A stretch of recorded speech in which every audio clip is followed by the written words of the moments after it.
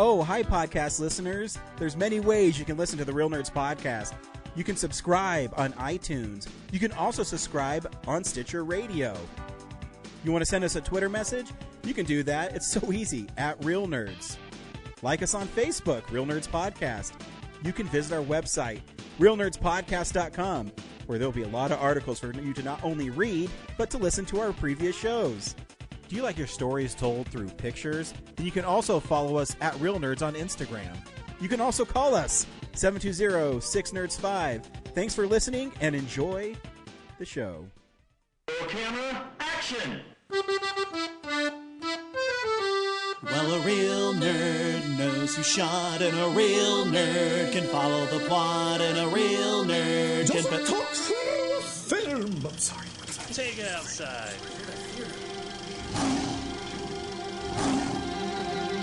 Well, a real nerd knows who shot, and a real nerd can follow the plot, and a real nerd will give it all they got. Lights, camera, action! Real nerds. Hey, this is Real Nerds Podcast, the best movie podcast on the internet. I am Ryan, and I am joined by Brad. Hey. Hey ho! Every week we see a new movie and we podcast our experience to the world. This week we saw Godzilla. Is it X Kong? I don't understand the title. It's like one of those Batman v Superman things. I think it's optional. I think X implies a team up, whereas versus, I guess. Is like, they're against each other. Oh, wait, dude, I totally figured it out.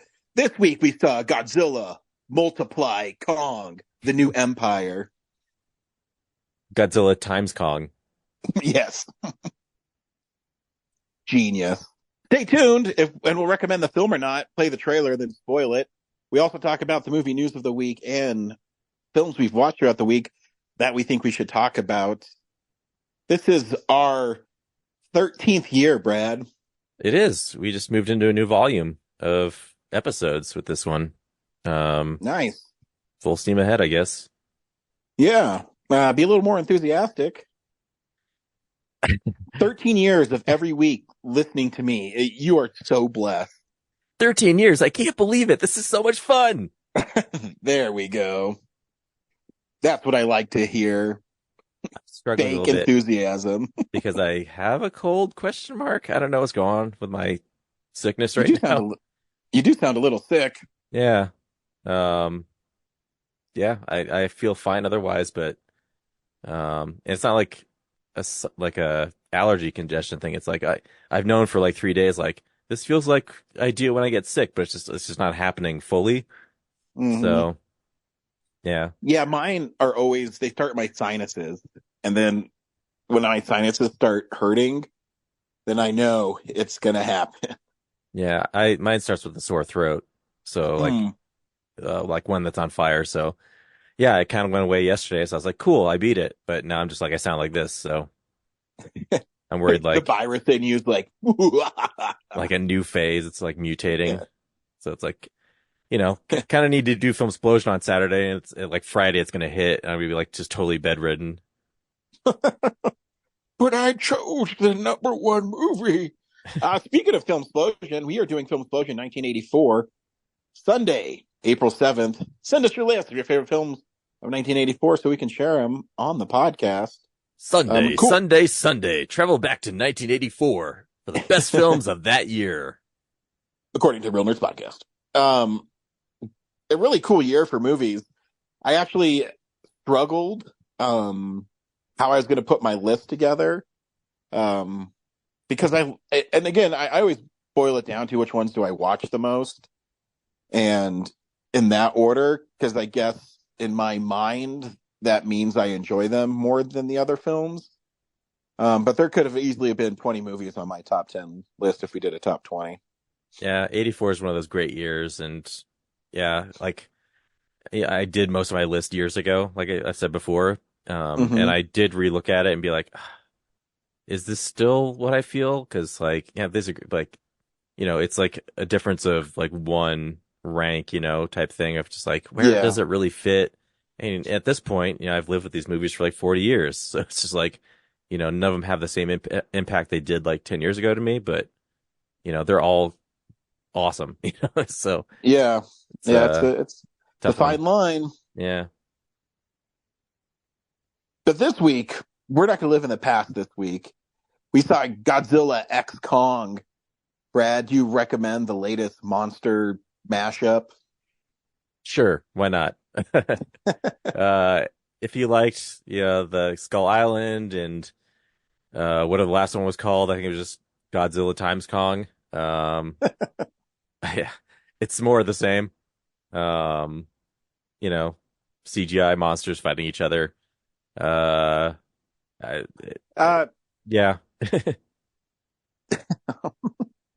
I thought it was really fun. I think there is a charm to these type of movies. And what I respected about this movie, I'll talk about it in quote unquote spoilers, but it felt like the writers and the director are like, yeah, fuck it. Let's see what happens if we throw this in here. Like, who cares? Let's defy all logic, even when in a monster universe, and let's just make it this movie how we want to. But yeah, it was fun. I thought it looked great. Yeah. Yeah, fun movie. Expensive for sure. God, it's gonna drive. Yeah, I'm gonna call it Godzilla Kong because I hate the X in it. Just like I hate the V in Batman v Superman. I just call it Batman Superman. Here's a trailer for the latest adventure of Godzilla and Kong.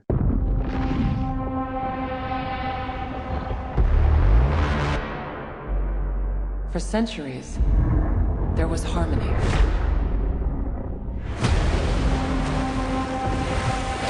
The Titans were the guardians of nature,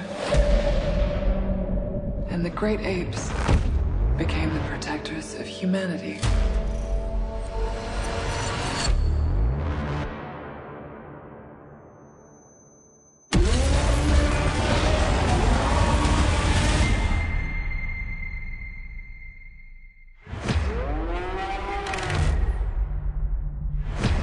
We've discovered a signal. She can feel it. Kong, Godzilla, they can feel it too. Something is coming. Something even they're afraid of. You feel like going for a ride? Thought you'd never ask. Just try not to swallow your tongue. What? Oh my God!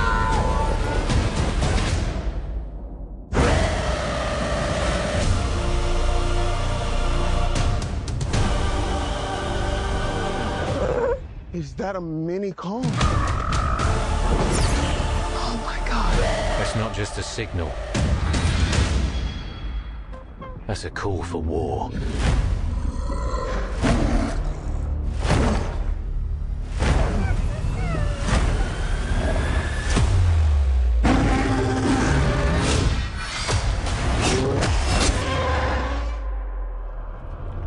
What is that?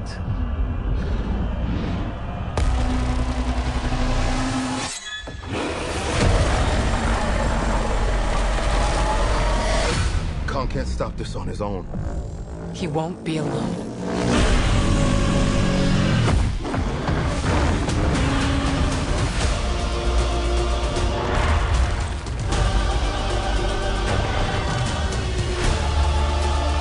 The last time those two met up, it was almost the end of Kong. They don't have to like each other. They just have to work together. Now I have seen everything.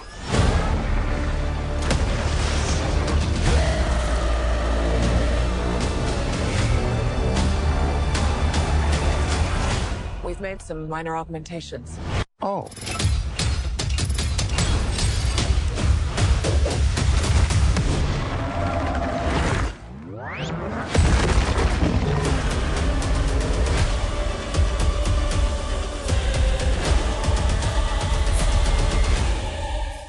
I'm not sure exactly the time frame of this movie since the last Godzilla and Kong movie, where they fought each other, and then we discovered that there was a hollow Earth.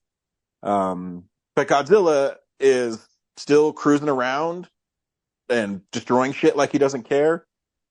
But he's protecting the Earth from other Titans.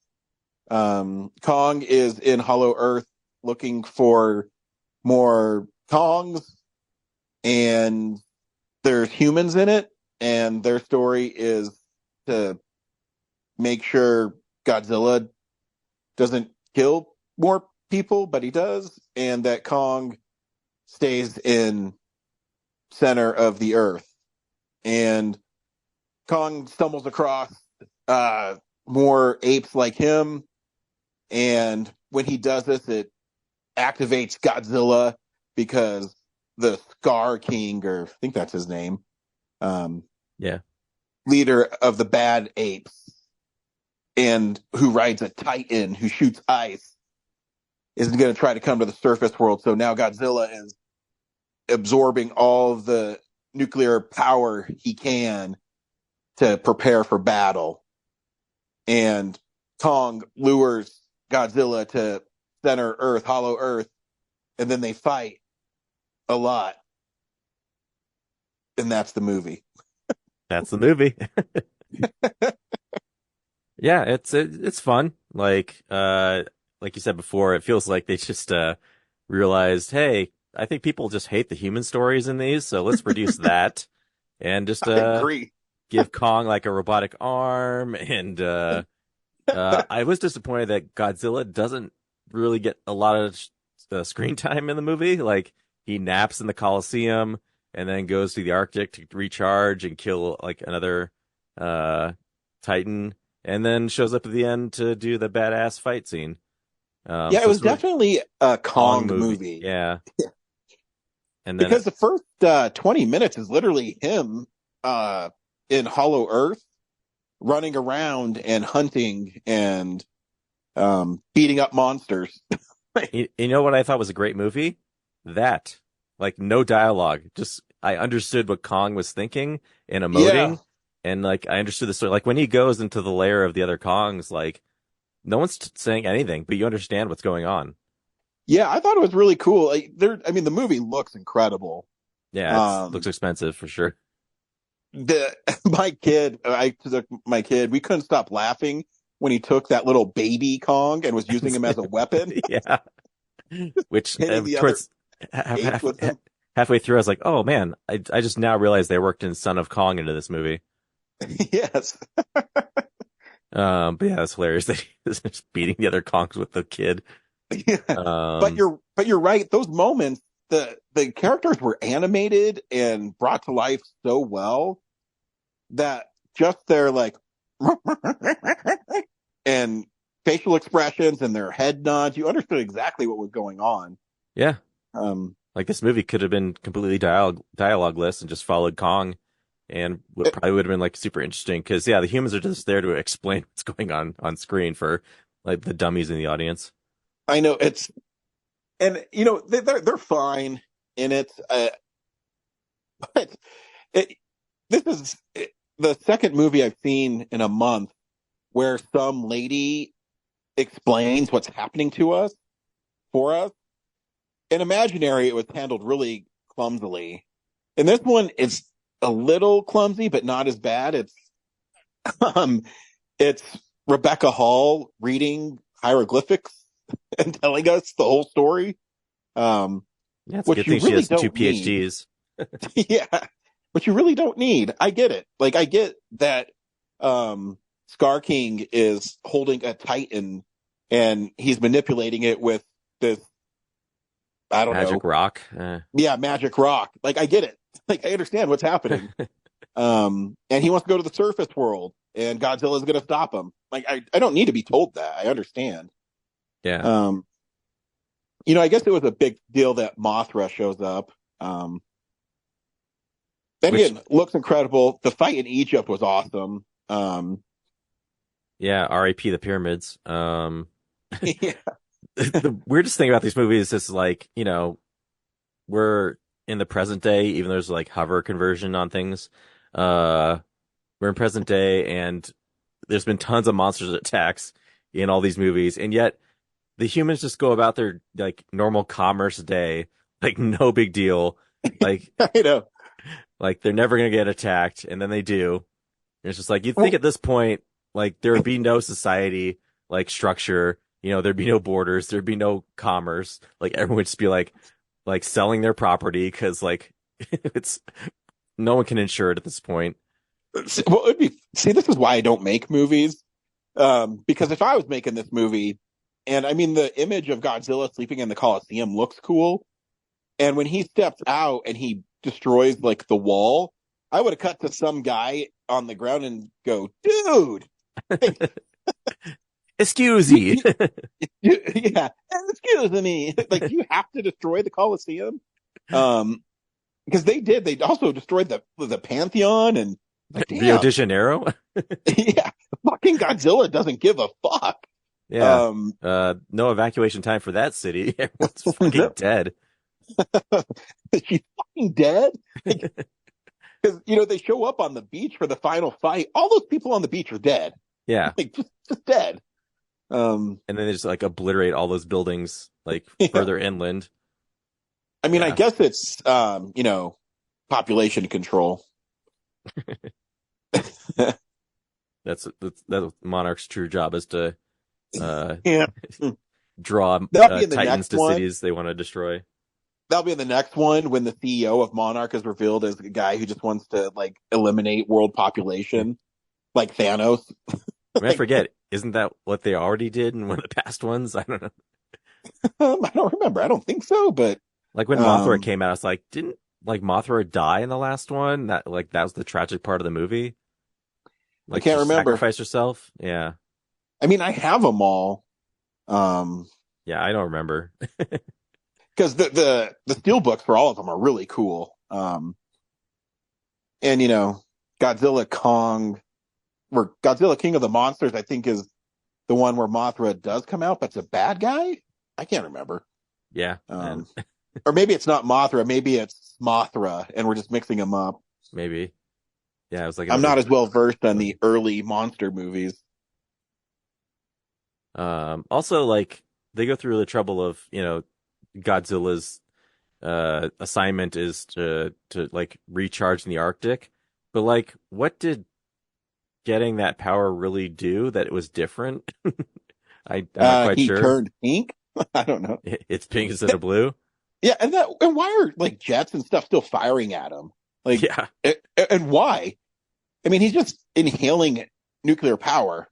Okay, we already know that jets and helicopters are not effective against him.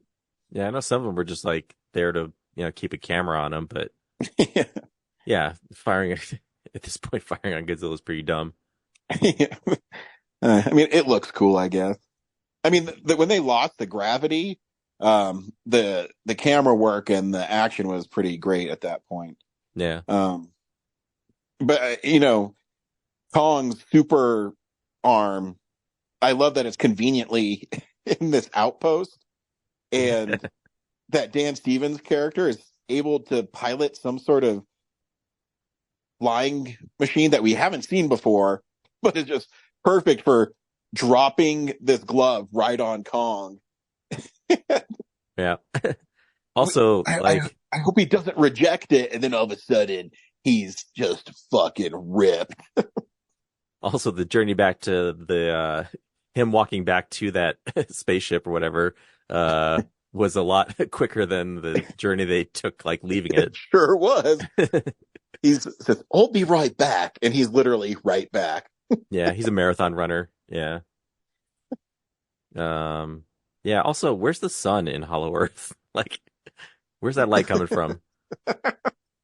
It's coming from the lava spewing so high into the air that it produces UV lights as well for all the plantation. I guess that whole lava cavern just made me think of Tears of the Kingdom. Oh yeah, when you're underground in the lava areas and like you walk close to it and just without the armor and you start heating up. That's pretty gnarly when you kick that one ape into the lava. Yeah, in front of his kid, little mini Kong's dad. Yeah. Well, that kid was a little prick at the beginning. Yeah.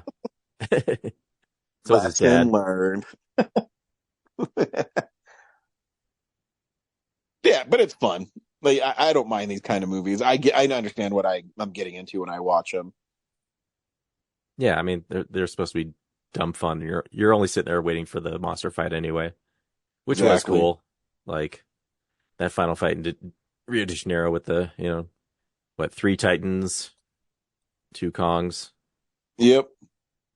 No, Pretty sweet. 4, because that ice one. It would have been cooler if Kong would have held up that Scar King. I kept on thinking he's going to freeze him, and then Godzilla was going to blast him with his atomic breath and just, Oh, that'd be cool if they both killed them at the same time. That'd be awesome. and then Yeah. it'd snow like pink snow.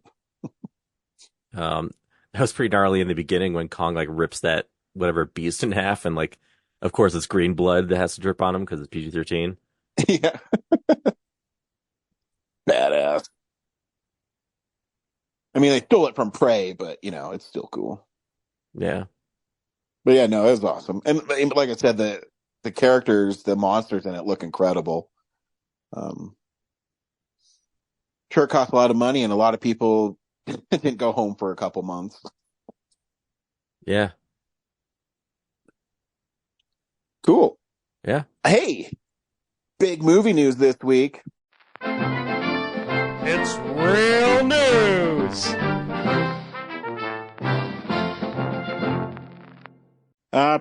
Probably the biggest news is Louis Gossett Jr. passed away.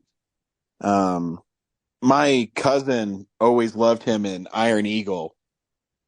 It's my cousin's favorite movie, so he is always a part of my life growing up. Yeah, I just saw him in, I think, of The Color Purple he was in, the remake. And like I didn't recognize him until the credits. Yeah, I was reading an obituary on him. He started in his teens acting. And so he had a career of 70 years. That's pretty awesome. Of course, he won an Oscar for An Officer and a Gentleman. I'm pretty sure the first time I saw him, though, was in Jaws 3D. He's the like owner of SeaWorld, if I remember correctly. Yeah. Oh yeah, he was just in Outlaw Johnny Black too. We just saw that. Correct. But yeah, what a career. Yeah. Yeah. And always a dude who was on screen and you just, he commanded. He had that presence about him, Yeah, he was in charge. Yeah. Although it's sad that when someone passes away, he lived to be 87. And let me see how many films he was in. He was in 450 200 titles according to IMDb as an actor. 2 as a producer. Director, and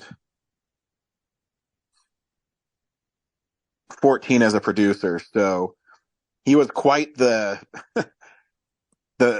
man who dabbled in everything, and he was on stage too. That's where he got his start, was on stage.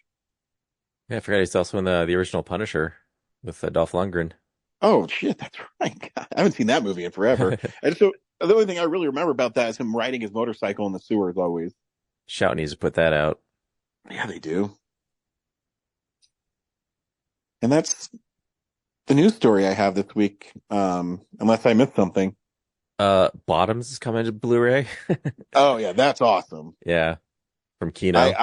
I was so excited when I saw that because it was such a travesty that it wasn't available. I could watch it on Prime, but I'd rather have the Blu-ray and have special features. You know what's funny is after all these months, I did watch it on Prime, and the next day you sent me that. I was like, really? I did it. I've had You to willed it change into existence. Yeah, I was like, should I re-up Prime like from some like delivery deal. So I was like, cool, I don't have to like pay it like as a separate rental. And yeah. Nice. The only bummer is Kino Lorber sometimes will announce stuff and it doesn't come out for a year. They did that with Kindergarten Cop. Yeah. They announced it a year before it came out. Yeah, there's something else too. What is it? Fuck. I'm still waiting on. Things like a Van Damme movie. Oh, Sudden Death. They announced like 2 years ago. Yeah, it's weird. They're an independent distributor. So one day you'll just be on social media and they'll say, coming next month, Sudden Death. But I'm okay with it because usually they do new 2K or 4K scans from camera negatives. And they do usually a great job. I just got 7 Blu-rays from them because they have this spring sale going on, Yeah. and they're each like $7, and if you get over $50, it's free shipping. I took advantage of it too, my friend. Nice. I got totally goofy movies this time, like Amazon Women Love. I forget what it's called, but it's some woman in a leopard bikini and who has a spear. I'm like, yeah, fuck it. Who cares? Yeah. For $6.99, I was like, I'll try this. Who cares? Yeah, that's what I did. You know, if I hate it, that's a pretty good price for a Blu-ray. Yeah. I do check on Blu-ray.com on some of them to see, if there's like some sort of hidden gem. And one that I got that I'm kind of excited to check out, it's called Stunt Rock. Oh, that's the one I got. Did you get it? Nice. Yep. Did you read about it? It's like some Australian stunt movie, and I guess the stunts in it are so insane. And one of the bonus features is a stunt performer talks about how deadly it was. Yeah, it was like at the Alamo, I think last year, and I missed it. So nice. When I saw it came up, I was like, oh, here's my chance to watch it. And it's like, it was also featured. I have this documentary called Not Quite Hollywood, which is all about the Ozploitation films. And I guess, that was part of it. So I'll, Nice. Yeah, because I also got Billy the Kid versus Dracula, Code of Silence, and Force of One, which are 2 Chuck Norris movies. Because again, one was $8.49. Damn it. What? But yeah, I'll take a chance on them because sometimes you get really good ones that like sneak through. Yeah, I got the Jetsons movie. Yes. Divorced Dad, which is like a web series or like a series made by the guys who did like the Psycho Gorman and stuff. Oh, I've never even heard of it. Yeah. And then Phantom of the Opera, the Nice. like original 19. Oh yeah, I got that one the last time they had, well, maybe last year when they had a sale. The Blu-ray's awesome. It has tons of special features on it because it's a special edition one, right? Yeah, I think Nice. so. Yeah. Yeah, it's the one that's like a painted kind of cover. Yeah, exactly. Yeah. Nice. Like, I saw it in Colorado Springs like last year for Halloween because like some indie film thing. I was like, yeah, I should just have that because like it wasn't great, but it's a cinema like icon. So yeah, it's one of my 150 favorite films. One of the reasons is because how important it is. Yeah, exactly. And I mean, it's, a 1921 silent film, so it's 100 years old. And there's some caveats to it, but I think overall, like the makeup effects and the performance by Lon Chaney is great in it. Yeah, I'm curious about the special features, so we'll check those Yeah, out. they're good. Yeah. So, yeah. Nice.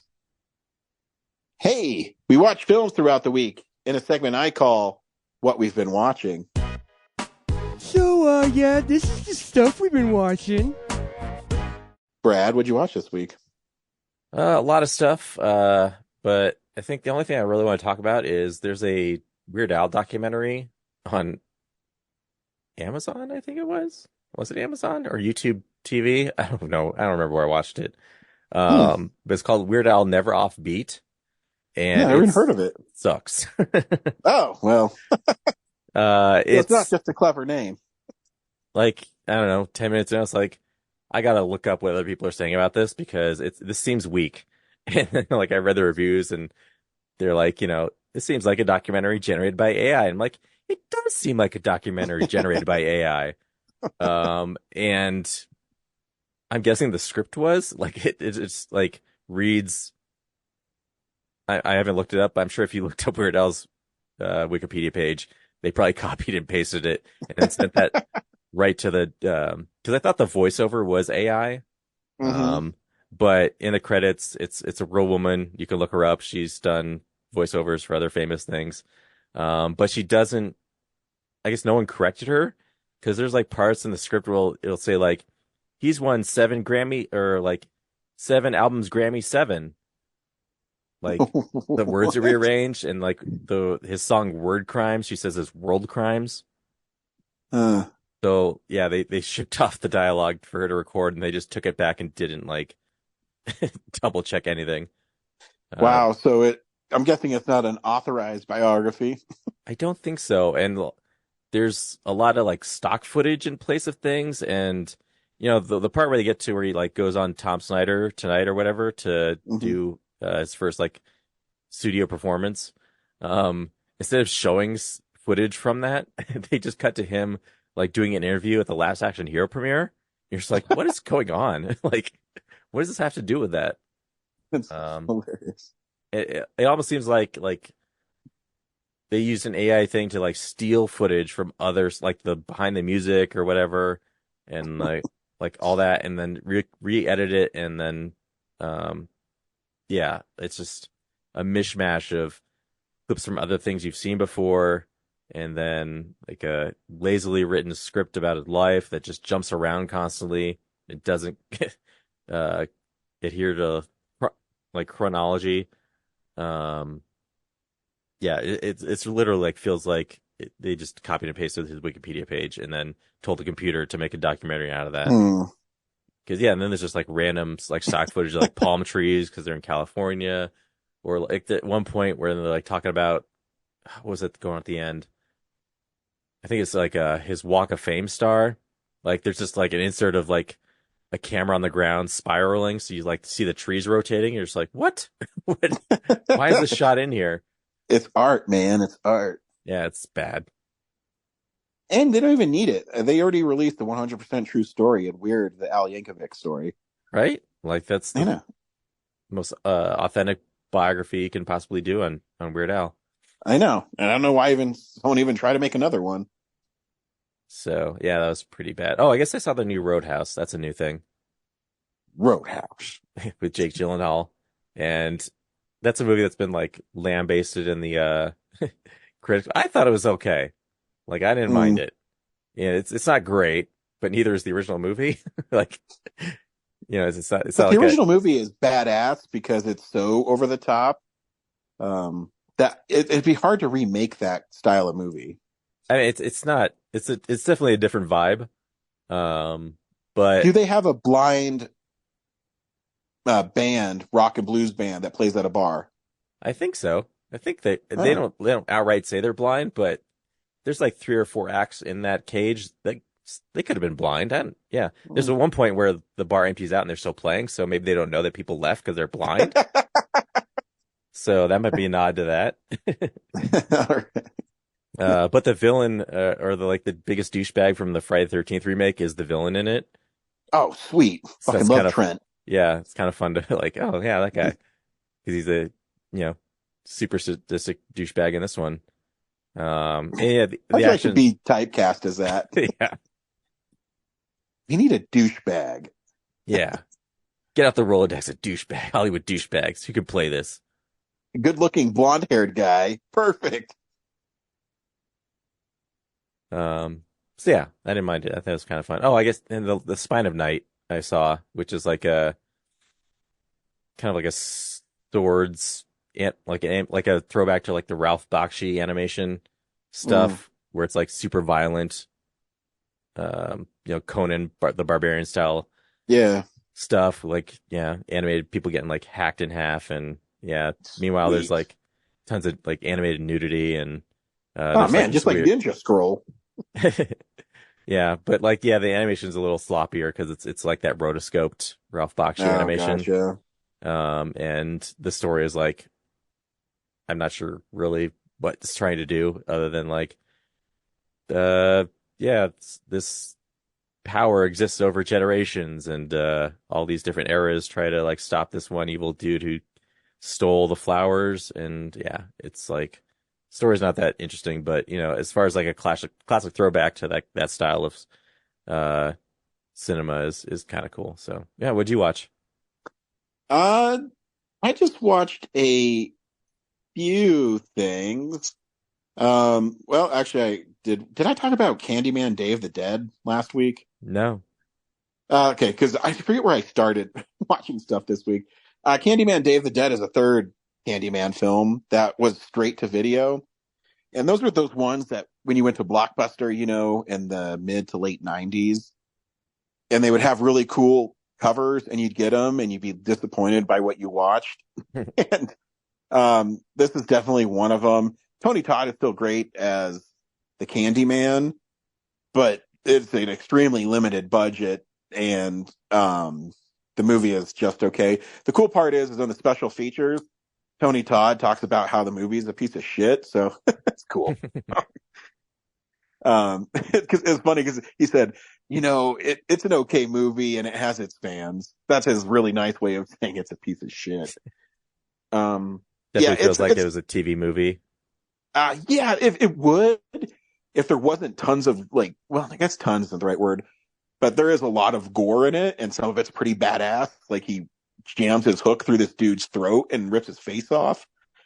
But it's it's kind of far in between because they don't have a budget, and the rest of the time is, I don't know. It's okay. It's not great, but it's not so horrible it's unwatchable. It's in that mid-90s straight to VHS style. So just know what you're getting into, and if you get the Vestron series, that's a lot of their stuff. It's still fun. That's just what it is. I also got the 4K Ring collection from Scream Factory, which I love the first Ring movie. I think it's really good. Naomi Watts is really great in it. Did you see that with me in the theaters, Brad? Pretty sure I did. Because I always remember, I can't remember if you were there too. I remember Adam and Cliff were there. Yeah. And the reason I know this is because I took Cliff home, and I'll never forget when we left, it was foggy and rainy.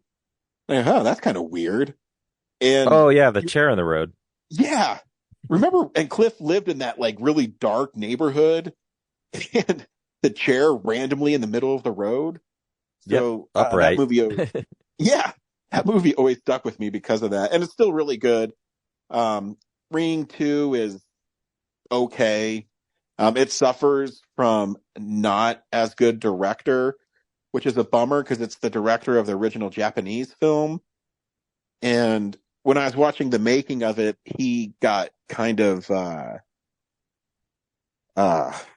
hamstrung by the Hollywood machine that it made, because the first one made so much money. And of course, when producers interject themselves into how the movie should be, it usually suffers. And you could tell there's conflicting visions in the film,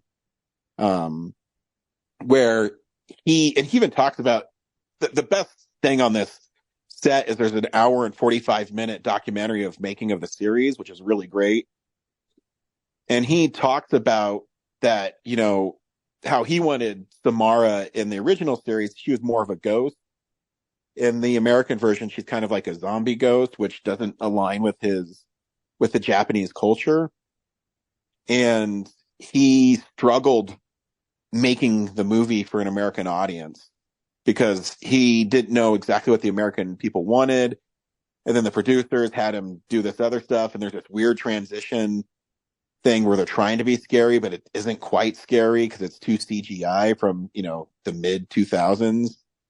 So it lost a lot of subtlety, I think, which he was going for in the film.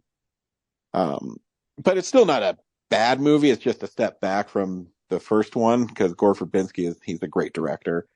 And then the one I haven't seen is the third one called Rings. Have you seen that one? No. Yeah, it's not good. It's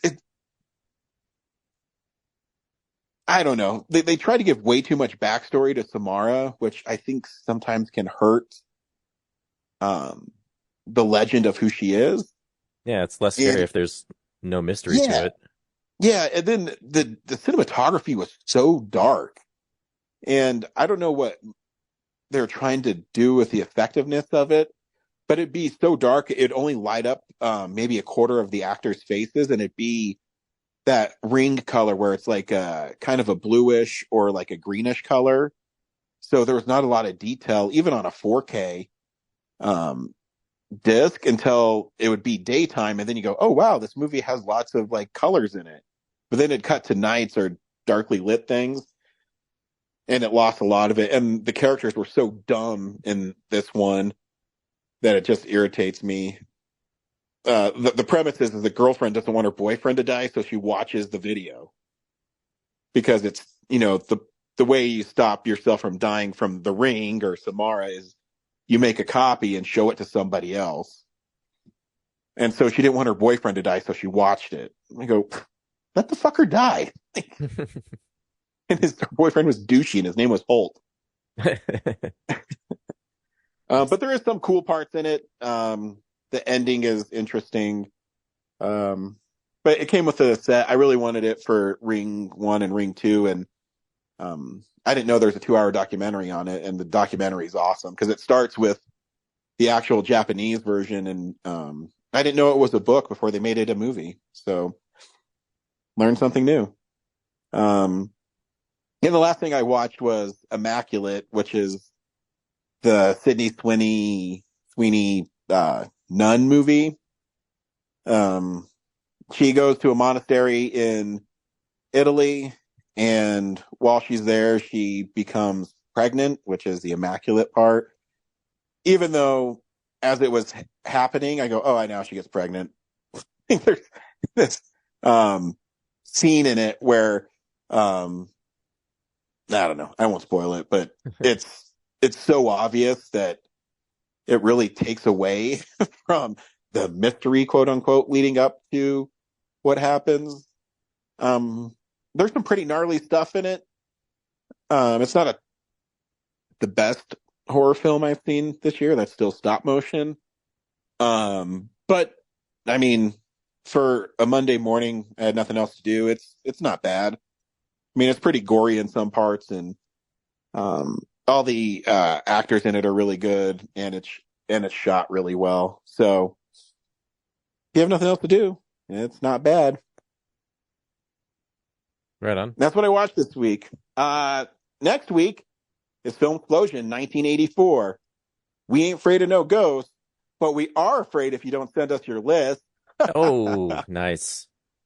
Until next week, we'll see you at the movies. Well, a real nerd knows who shot. A real nerd can follow the plot. And a real nerd will give it all they got. Lights, camera, action. Real nerds.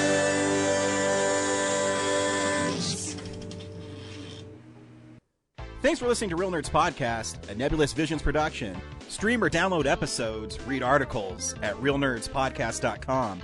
Stream us on Apple or Google Podcast, Stitcher, Spotify, or iHeartRadio. Follow us on Facebook, Real Nerds Podcast. Twitter and Instagram at Real Nerds. Watch us on YouTube, Real Nerds Podcast.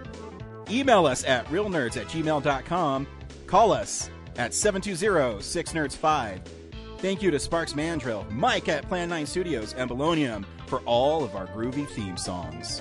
And that's how you fucking do it!